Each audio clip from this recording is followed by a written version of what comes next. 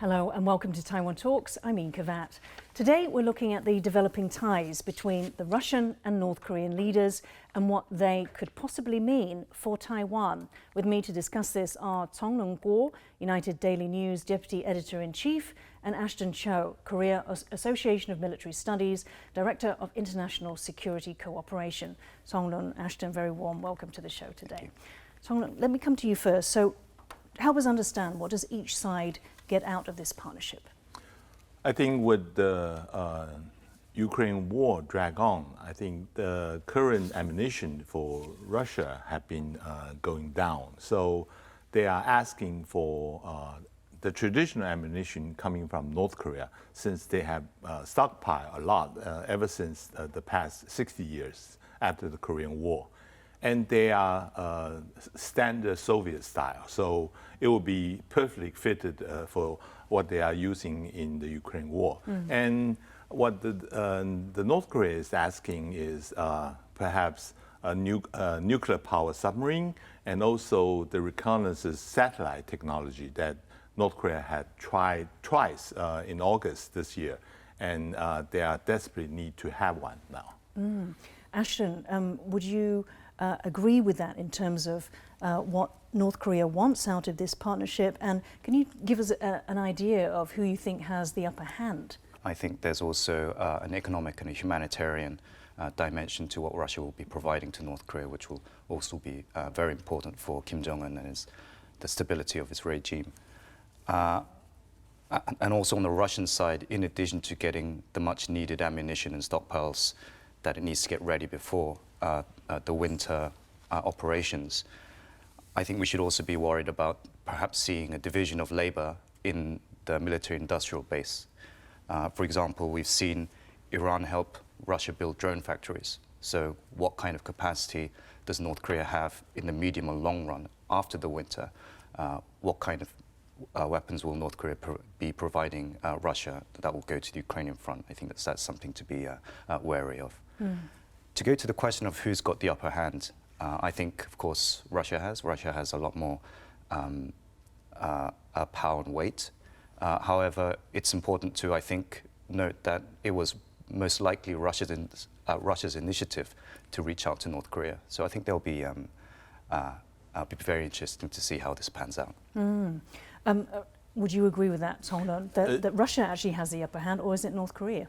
Russia had the upper hand, but North Korean political support is also crucial for Russia. I mean, no other countries is recognizing the Donbas area. I mean, the Lugansk and the other independent republic, that was considered a part of Ukraine, but only North Korea is recognizing the statehood of those countries. And also, Kim Jong-un mentioned about they are supporting Russia to have this holy war against the Ukraine. I think that is something that Russia is quite grateful about their political support. Right? Ashton, why are some analysts worried about nuclear proliferation through this partnership? I mean, we talked about the nuclear submarines. Would Russia be willing to hand over this technology? Yeah, it's a great question. I think first is to recognize that a lot of Russian technology has been foundational to some of North Korea's main ballistic missiles programs. So getting anything from Russia will be very helpful. Now, there are a number of different things that are currently possibly on the table and what can be transferred. Analysts are thinking something like nuclear submarines will be quite difficult. We're seeing reports from the Russian media coming out and talking about Putin being amenable to supporting, helping the North Koreans build spy technology. The satellites that Chenlung mentioned. That's right. And in addition to that, we can think of other things like drones, which we may not be able to directly link with nuclear weapons, but it's going to help with things like precision targeting of these strategic weapons. So I don't think necessarily the core nuclear weapons transfer is likely to happen, but other military capabilities that aid in strengthening North Korea's nuclear strategy and its ability to strike regional countries can be enhanced. So that's very worrying. So you don't see it as a red flag for, nuclear proliferation, but you do see it as helping the arms race, if we can say that there is one on the peninsula. Yes. So I don't think it's going to be a direct transfer or enhancement of North Korea's ability to use nuclear weapons to strike. But the many technologies that will be transferred to North Korea will certainly aid in fine-tuning this system that North Korea has. Okay, Chenlung.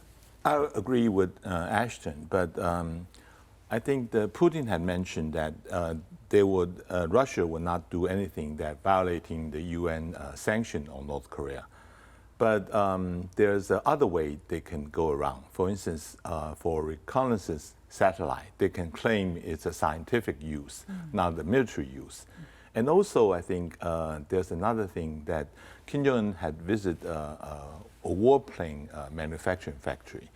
The North Korean planes are old style. They are easily beatable by even by F-16. So what they do is they want to upgrade and get perhaps like the Sukhoi 35 from Russia. And by transferring that kind of warplane, it's not considered being limited by nuclear proliferations. So yeah, I mean, meanwhile, the US government has approved the sale of F-35 fighter jets to South Korea, $5 billion US dollars worth. Can we talk about, let's give the backstory, Ashton, of how we got to this point. Why are the tensions so high at the moment between the two Koreas?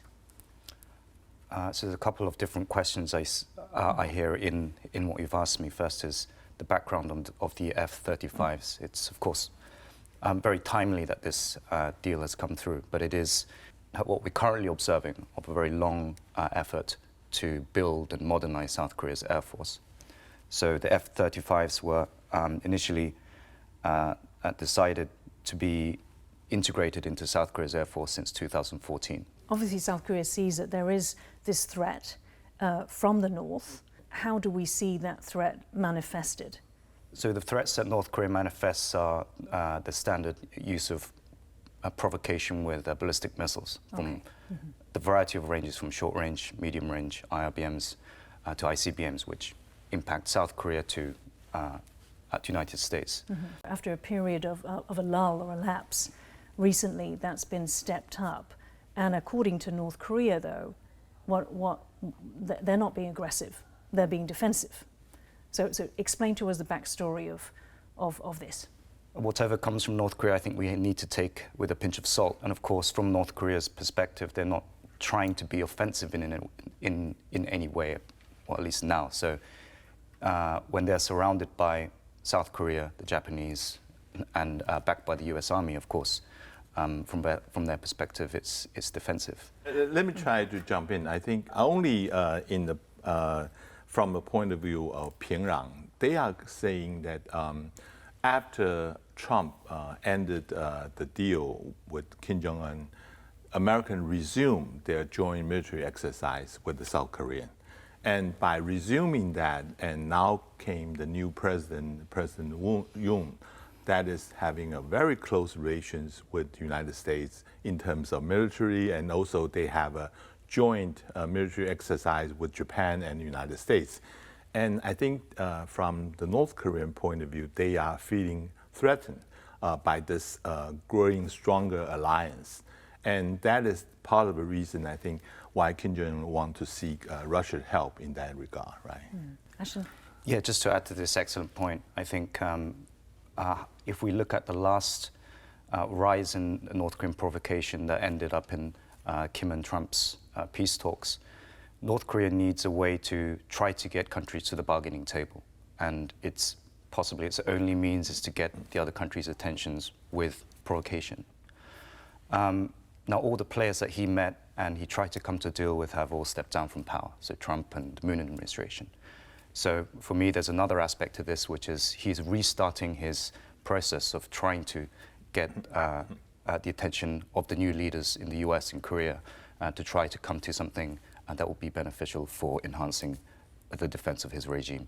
Okay, thank you. So to find out more, my next guest is Liou To-hai, National Chengchi University Adjunct Professor of Diplomacy and College of International Affairs WTO Studies Center Director. I spoke to him earlier. Let's take a look. When Vladimir Putin and Kim Jong-un last met in 2019, the Russian leader was encouraging the North Korean leader to give up his nuclear arsenal. How does that position differ today?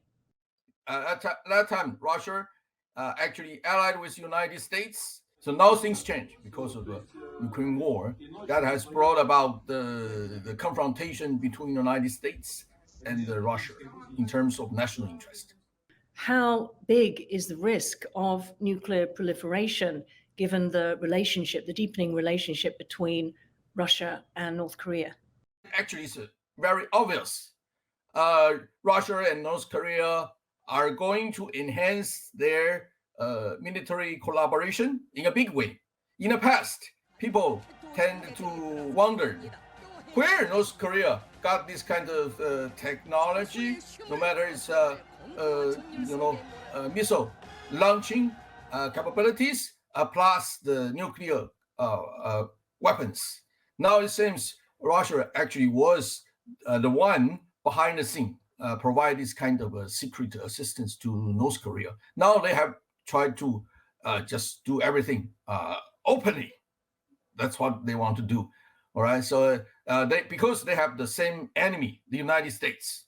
And some analysts have described these three countries, China, Russia, North Korea, as having imperialistic ambitions. So what can we say about the closer ties between the two of them, but then also the existing long-standing relationship with China? What can we say is the impact on Taiwan's future? If the Korean Peninsula is moving toward unstable situation, it's not good for Taiwan. That means anything happened on the Korean Peninsula, such as North Korea decided to invade the South Korea again, in that case, it's not good for Taiwan because Taiwan will possibly be attacked by China. You remember in the 1950s, because of the Kim Il-sung, who got support from the Joseph Stalin, then North Korea started to invade the South. Fortunately, we got support from the United States. U.S. sent the 7th Fleet to the Taiwan Strait, stopped that from happening. That means China's invaded Taiwan. But this time it's different. This time China has greatly enhanced its military capabilities. That was Professor Liou To-hai speaking to me earlier. Chenlung, so how will the deepening ties between North Korea and Russia, how will this impact China? How is Xi Jinping looking at this? We are seeing that the Chinese Foreign Ministry spokesman is very careful in commenting about this new relationship between Russia and North Korea. And as if they want to avoid the implication that eventually there's going to be a trilateral alliance between China, Russia, and North Korea. Because this would be like a bloc that always accuses the US of. Right. This is the bloc reacting to American, Japan, and South Korean bloc. And I think why the China want to avoid people having that impression is that they don't want this kind of bloc confrontation to be formed. They still is in the hope that they can use North Korea as a bargaining leverage in their dealing with the United States. And also, I should remind that the South Korean is not also seeing this bloc. On the contrary, when South Korean President Jong, when he attended the ASEAN summit, he's mentioning that in the future that South Korea is going to be the host of this trilateral economic alliance between China, Japan, and South Korea. And they are hoping that this trilateral alliance can work. That means that South Korea also want to pull China away from those Russia, China, North Korea alliance. So we can see that there are still some changes happening. But people, pessimistic one is thinking that this is not going to work. Eventually, there's still going to be two blocs confronting each other. Ashton, could South Korea help to pull China away from, perhaps a trilateral North Korea, Russia, China? Very complex relationships here. I don't think there are many means with which South Korea will be able to influence China's diplomatic decisions directly. But the mere fact that there is South Korea and this bloc forming, I think, makes sure there's actually deterrence against enhancing or escalating any situation around Taiwan to involve South Korea and Japan. So South Korea's existence, with Japan having not perhaps completely formed this bloc, China will be concerned and definitely be mindful of not to provoke and embolden this bloc. Okay, and Ashton, tell us a little bit more about, let's dig into China's relationship with North Korea. I mean, actually, it's traditionally seen as, being the friend, being the country that the West, say, wants to influence both North Korea and Russia. When the international community looks to a country that could perhaps influence North Korea in terms of non-proliferation or Russia in terms of ending the Ukraine, they turn to China. How do you think the relationship between the two, Russia and North Korea, changes their relationship with China? I think we have to see this in the broader perspective of kind of a balance of power. How much power or leverage does North Korea add to Russia's already military and status in the world? Same goes with, when we put the picture of China being the second largest economy and second or third largest military, these additions or additional linkages between Russia and North Korea, of course, change the details of what kind of weapons are being supplied, how they can be supplied more quickly, and what kind of weapons will turn up on the West and the East. But it doesn't change or radically shift, I think, the balance of power that has to revolve around China. Okay, Chenlung, we heard there that Liu mentions the North's invasion of South Korea, which obviously started the Korean war, and that at that time China attempted to attack Taiwan, but was defended Taiwan was defended by the U.S. What do you see if China is still key to both North Korea and Russia? Is there an impact on any perhaps Taiwan contingency? Like I said before, China is now using the North Korean issue as a leverage. The past few days, we have seen that Wang Yi, the Chinese foreign minister, is having a talk with Jack Sullivan, the U.S. national security. And one of the issues they talk about is North Korean issues. Still, the U.S. is hoping that China can intervene and help to smoothen up this kind of crisis. But if that is not going to be possible, then we are going to see, for instance, if there's a Taiwan contingency, even the American troops based in Korean Peninsula would have to move to help support Taiwan in that regard. So that would be a very complex Northeast Asia phenomenon that is going on. Let me put another thing, that I don't think this kind of alliance, North Korea with Russia, is going to last very long. I mean, traditionally, North Korea had always been playing one against the other. I mean, playing the Russia against China, playing China against Russia, and try to get the most out of themselves. So maybe they, after Kim Jong-un coming back from Russia, they're going to have his train to go to Beijing again. I mean, no one will know. So until everything is settled, it's still very hard to tell what is going on. Ashton, the US military has an approach which they called win-hold. So in terms of different theatres of war, to win one and hold another.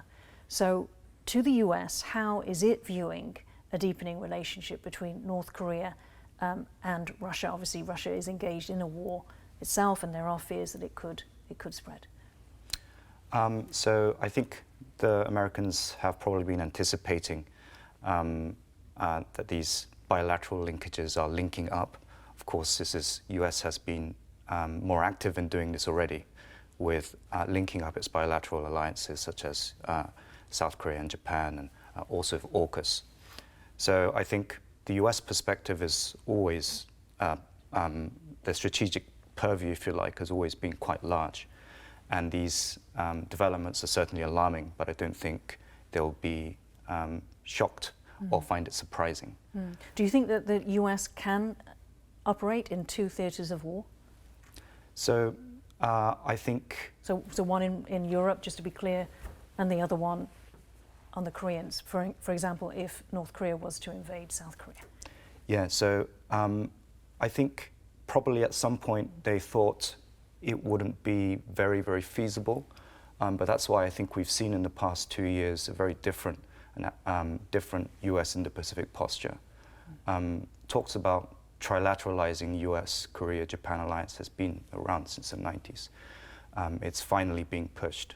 Why? Because US is really hoping that its allies can pull their weight in these various small fronts, if you like, in the Indo-Pacific, while NATO states are pulling their weight in the West.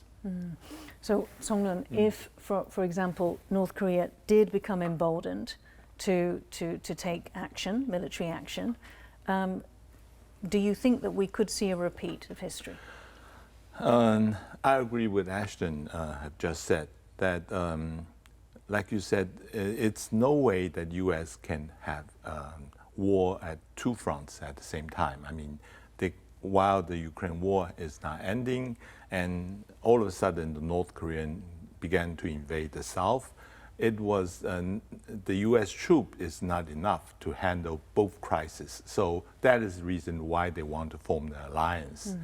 And I think the nightmare scenario for the U.S. is that the Taiwan crisis happened at the same time. That three crises, right? That would be a nightmare scenario. So the thing is, they try to handle that first of all using diplomatic way to resolve the crisis. So to avoid that they have to confront on three fronts at the same time, right? Okay, Ashton, you know, what can the US, what can its allies, what can Taiwan should be doing to prepare? As you said, you didn't think that they were caught unawares. So what do you believe is the military planning, and what should be the next steps? So I think more continuation, or perhaps speeding up, of what the US has been trying to do in the past 2 years. So although this is surprising that Russia and North Korea are perhaps creating this connection and sharing a military-industrial base, this is what the US has been preparing in the region already. So hopefully an event like this can give stronger political will for each of the participating countries to deepen ties, US, Japan, and South Korea, as well as AUKUS, as well as Philippines. Okay, Songlun, I just want to go back to what you had said about, you know, China using North Korea as leverage. So traditionally, as Ashton just mentioned, you know, the UN resolutions, it would block the sanctions. Right. So what do you believe is the next step? China had been cooperating with the United States several years ago. I mean, China is not voting yes, but somehow they abstain from the voting procedures. But now, within the past 1 or 2 years, China has been blocking any sanction on North Korea. Along with Russia. Right, along with Russia, especially when North Korea tried to test fire any of the missiles. And there's additional sanction resolution, and China blocked it. I think that is the reason China is seeing that there is a growing pressure and growing containment on North Korea, and that is not in China's interest. China wants to keep North Korea regime as it is. I mean, China would never like to see a regime friendly to the West that is sitting side by side. Actually, this is some of the idea some when Trump is first proposed to the North Korea, they tried to make North Korea just like a Vietnam. I mean, they still keep their own social system, but still they can create to become something that some country that China is worried about. So this is not the scenario China is hoping to see, right? Okay. Ashton, both North Korea and Russia have been described as pariah states. China's position is different, and The Economist has said that China will continue to act as a bridge between these countries and the international community. What do you think of that comment? I think that's true, but I do think we need to distinguish between whether the bridge is a useful one or not. Certainly we've seen China step in and act as a bridge in proposing a peace plan in Ukraine, but it's not necessarily aligns with the interests of the Western countries. And like you said, given the incredible isolation that Russia is now in over the space of a year, we can expect China to be playing some role of a bridge. Now, the bridge that China has for North Korea is also interesting because what we're seeing is, of course, it's not been very helpful in the past several years, especially in brokering any discussions or reining in North Korea. And now we see it vetoing or abstaining from any UN Security Council resolution. So it certainly plays a role in linking between Western countries and perhaps this anti-Western coalition, but most likely not in a very constructive way for the foreseeable future. So, Chenlung Kuo and Ashton Cho, thank you very much for joining Taiwan Talks today. Thank you. If you liked our show, please search for us on YouTube, give us a thumbs up and hit subscribe to our channel.